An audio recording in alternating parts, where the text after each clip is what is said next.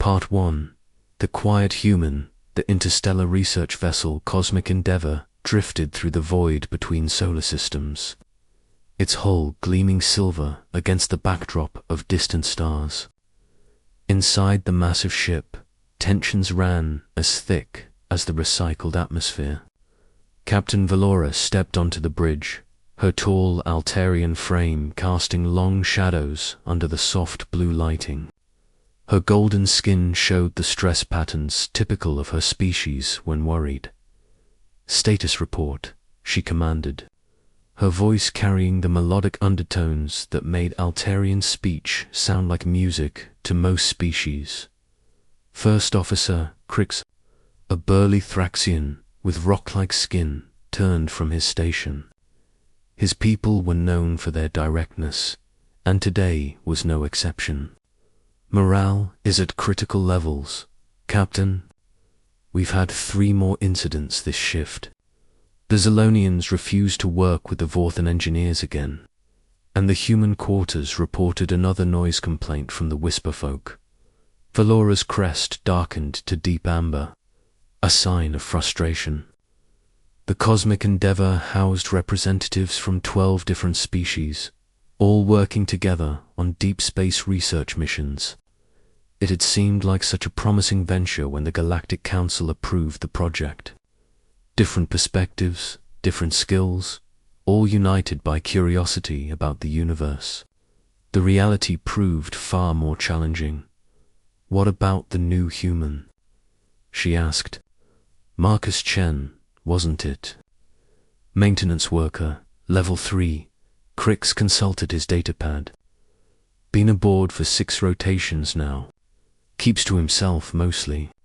Does his work, stays quiet, no complaints." Down in the lower decks, Marcus Chen was doing exactly that. The 32-year-old human knelt beside an environmental control panel, his weathered hands moving with practiced precision as he recalibrated the atmospheric mixture for Section 7. His black hair fell across his forehead as he worked, and his brown eyes focused intently on the readings scrolling across his portable scanner.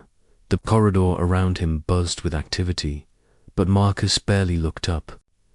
A group of Zolonians glided past, their translucent bodies shimmering with irritation colors as they argued in their native language about territorial boundaries in the research labs. Behind them, 2 Vorthan engineers stomped by, their thick boots echoing against the metal deck plates as they grumbled about those floating show-offs in their mechanical voices. Marcus understood more than most people realized. His translator unit was older and sometimes glitchy, so he had learned to pick up basic phrases in several alien languages during his 15 years working on mixed-species vessels. The Zolonians were upset about workspace assignments. The Vorthens felt disrespected because their safety protocols were being questioned. The root of most problems on mixed-species ships was the same: misunderstanding bred by different communication styles and cultural expectations. He finished the calibration and moved to the next panel. As he worked, he noticed things. The way the Whisper folk unconsciously dimmed the lights in any room they entered, making other species strain to see. How the Thraxians' heavy footsteps actually helped them communicate subtle emotional states through vibration. But other species just heard noise. The fact that standard ship rations were nutritionally complete but utterly bland, designed to offend no one's tastes, while satisfying no one's preferences either. Marcus had grown up in San Francisco's Chinatown, in a family restaurant where his grandmother taught him that feeding people was about more than just providing calories. It was about understanding what made each person feel welcome, comfortable, at home. His parents had wanted him to take over the restaurant, but the stars called to him instead. He'd spent most of his adult life working on cargo haulers and research vessels, usually as the only human aboard. The comm system crackled to life above his head. Attention, All personnel. We have a level 3 malfunction in the primary life support system. All off-duty maintenance staff report to engineering immediately. Marcus sighed and gathered his tools. Level 3 meant serious problems, the kind that could affect the whole ship if not handled quickly. He made his way to engineering, passing crew members from various species, all looking worried. Life support failures were universally terrifying. Regardless of what planet you came from, engineering was chaos when he arrived. Chief Engineer Torvin, a massive Vorthin with bronze-colored metallic skin, stood in the center of the room shouting orders in 3 different languages. Diagnostic displays showed red warning indicators across multiple systems. The air recycling units were failing, backup systems were overloaded, and at their current rate of consumption, they had maybe 18 hours of breathable atmosphere remaining. Chen. Torvin spotted him immediately. We need those secondary processors online now. The coupling chamber in Section 12 is completely fried. Marcus nodded and headed for the tool storage. But something made him pause. The other engineers were all focused on their individual specialties, working in isolation even while communicating constantly. The Zolonians were handling atmospheric composition. The Vorthans were managing mechanical systems. The few other humans were dealing with computer interfaces, and nobody was talking to each other except to complain or demand updates. "Sir," Marcus said quietly to Torvin, "what about the species-specific environmental needs?" The chief engineer's optical sensors flared brighter, a sign of confusion. "What about them?" "The Whisper folk need 17% less oxygen than the rest of us.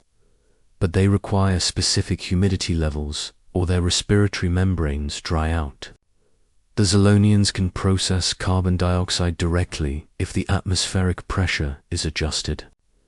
The Thraxians actually produce oxygen as a metabolic byproduct when they're digesting their mineral supplements." Torvin stared at him. "How do you know all this?" Marcus shrugged, suddenly self-conscious about being the center of attention. "I read the crew medical files when I was calibrating environmental systems. Also talked to people during meal shifts. What followed was the most efficient repair operation in the cosmic endeavor's history. Instead of treating the life support failure as purely a mechanical problem, they approached it as a biological ecosystem. The Whisper folk were relocated to lower oxygen sections where they're specialized. Breathing could help process the atmosphere more efficiently. Zolonians were assigned to high-pressure zones where their natural abilities could supplement the failing recyclers. Thraxians were given extra mineral rations and positioned throughout the ship where their oxygen production would be most beneficial. Marcus found himself coordinating between species. Not because anyone appointed him to do it, but because he seemed to be the only one who understood what each group needed and could communicate effectively with all of them. His quiet demeanor, which usually made him invisible, suddenly became an asset. People trusted him because he listened more than he talked. 6 hours later, the crisis was over.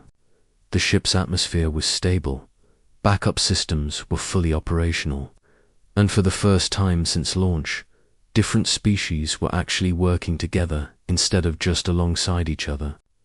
Captain Valora arrived in engineering to find Marcus explaining atmospheric recycling principles to a mixed group of junior officers from 5 different species, all of them listening intently. "Impressive work," she said, her crest showing the warm gold colors of appreciation. "I'm promoting you to Environmental Systems Specialist. Effective immediately." Marcus looked uncomfortable with the attention. "Thank you, Captain, but I'm really just maintenance. I fix things that are broken." "Yes," Valora agreed. looking around at the diverse group of crew members who were actually talking to each other instead of past each other. You certainly do.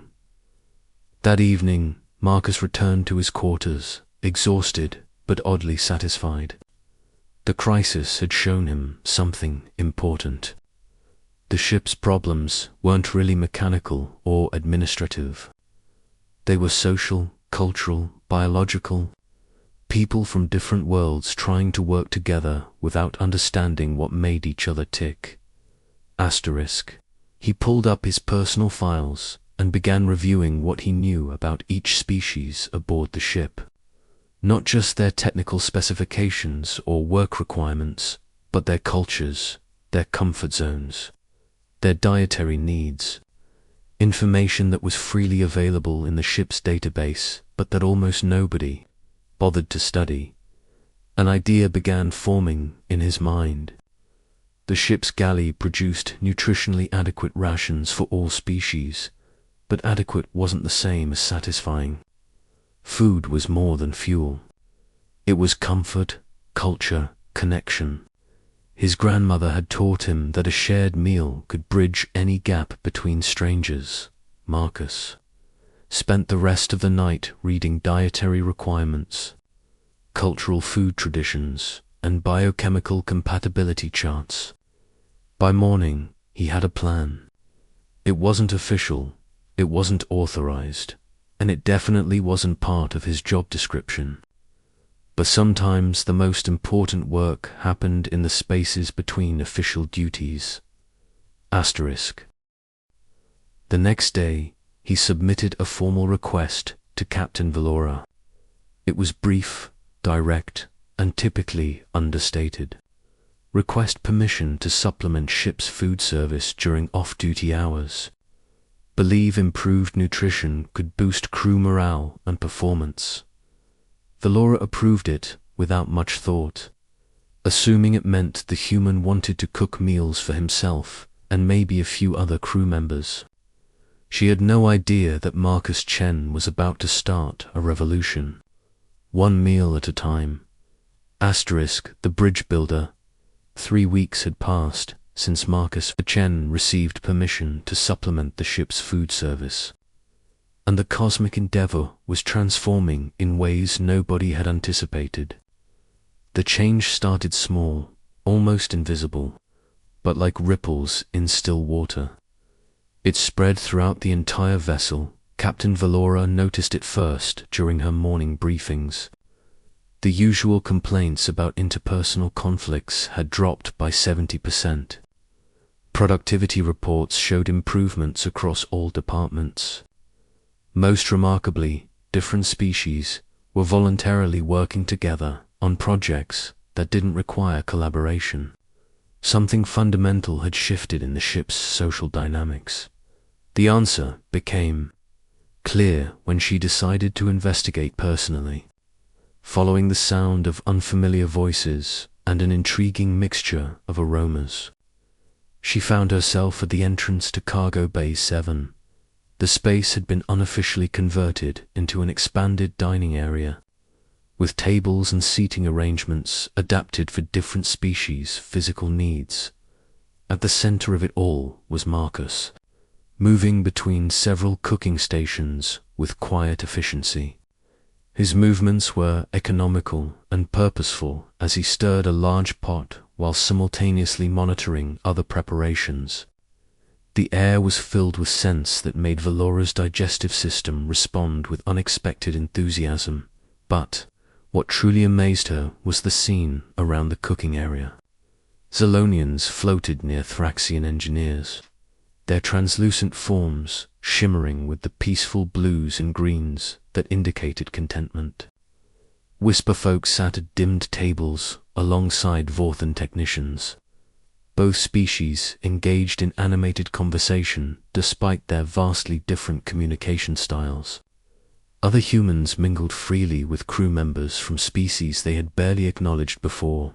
Marcus Valora approached him as he ladled what appeared to be a thick, aromatic stew into serving containers of various shapes and sizes. "What exactly have you created here?" The human looked up, his expression typically modest. "Just dinner, Captain." "Well, adapted dinner." Each species has different nutritional needs and cultural preferences regarding food. But the basic principle of sharing meals is pretty universal. He gestured to the different stations around the bay. "That's a protein synthesis base that works for most carbon-based metabolisms. But I modify the spice combinations and preparation methods for each species. The Zolonians prefer their nutrients in liquid suspension, so their version is more like a soup.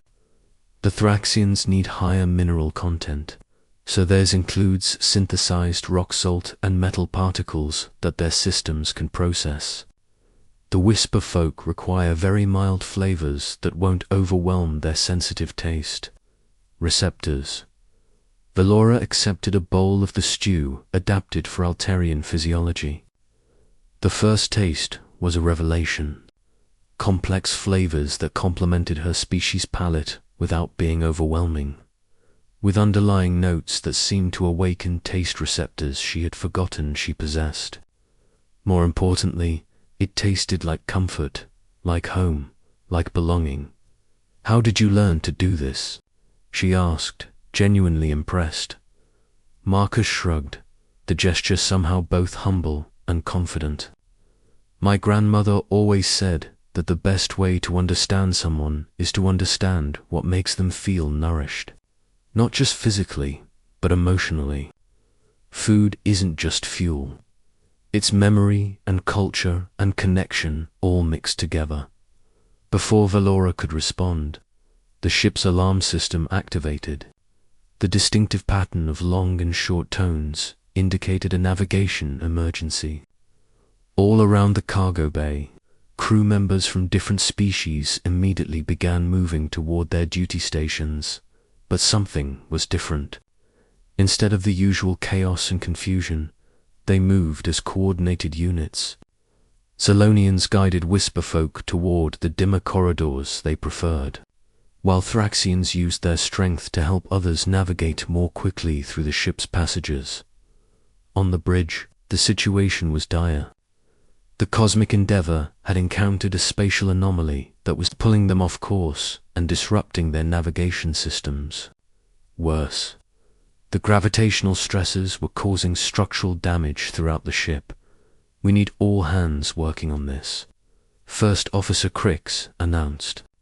"Engineering teams to reinforce hull integrity, science teams to analyze the anomaly, navigation teams to plot escape vectors."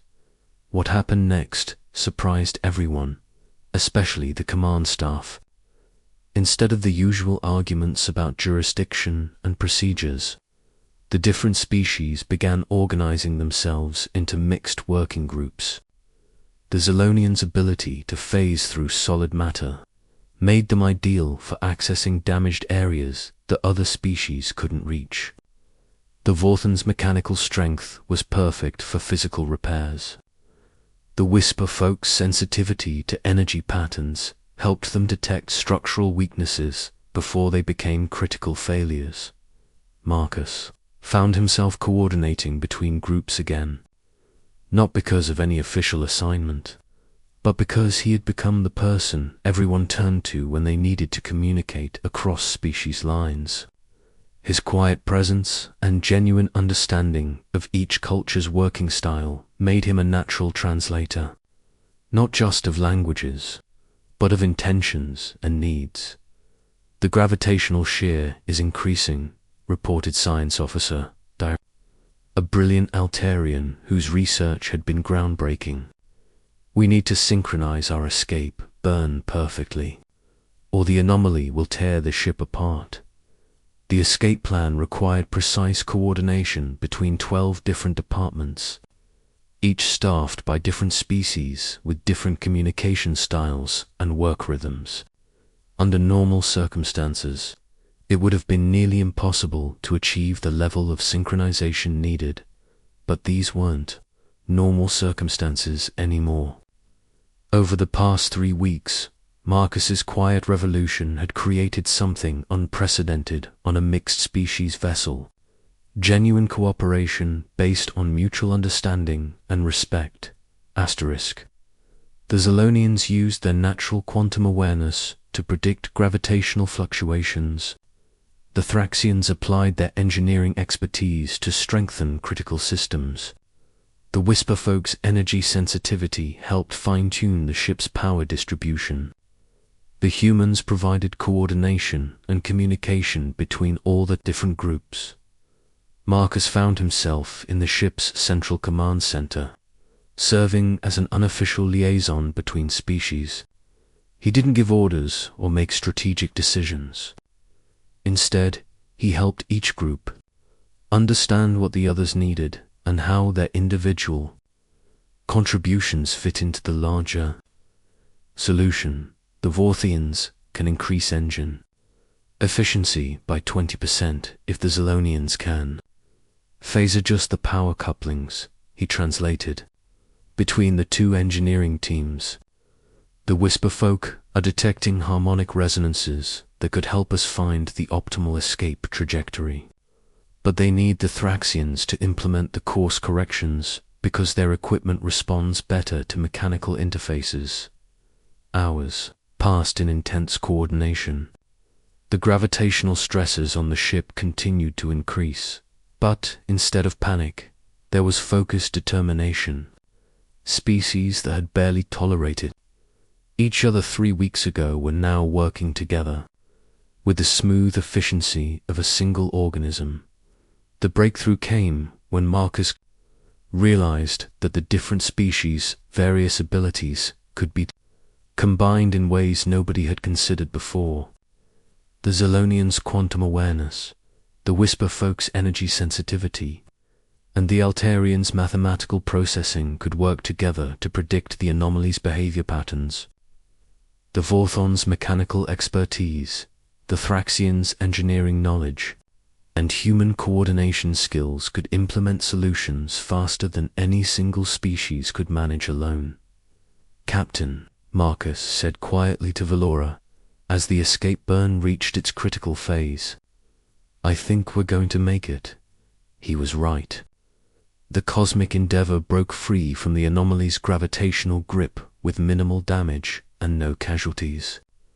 But more importantly, they had done it as a truly unified crew. The crisis had proven that Marcus's quiet revolution had created something remarkable. A functioning interspecies community where differences were treated as strengths rather than obstacles. In the days that followed, the changes became permanent. The expanded dining area in Cargo Bay 7 became the ship's new social center. Work schedules were adjusted to accommodate each species' natural rhythms. Mixed species teams became the norm rather than the exception. Asterisk. Captain Valora found Marcus in the galley one evening, quietly preparing the next day's meals. The human worked with the same methodical precision she had observed weeks ago. But now his cooking was accompanied by the sounds of laughter and conversation from crew members representing every species. Aboard the ship, "You've changed everything," she said simply. Marcus looked up from the stew he was stirring. "Not really, Captain. I just helped people realize they were already more alike than different. Everybody wants to feel useful, appreciated, understood. Everybody wants to feel like they belong somewhere." He ladled a portion of the stew into a bowl and offered it to her. Sometimes all it takes is someone willing to pay attention to what people actually need instead of what they say they want. Valora accepted the bowl and tasted it. Once again, the flavors were perfect for her species. But underneath the biochemical compatibility was something more important. Care, attention, understanding. The simple act of being truly seen and provided for. "I don't talk much, sir," Marcus said, echoing the words that had become something of a ship's motto. "But I can cook." Valora smiled, her crest showing the warm gold colors of deep contentment. "Works for me," she replied, and meant it completely. The cosmic endeavor continued its journey through the stars.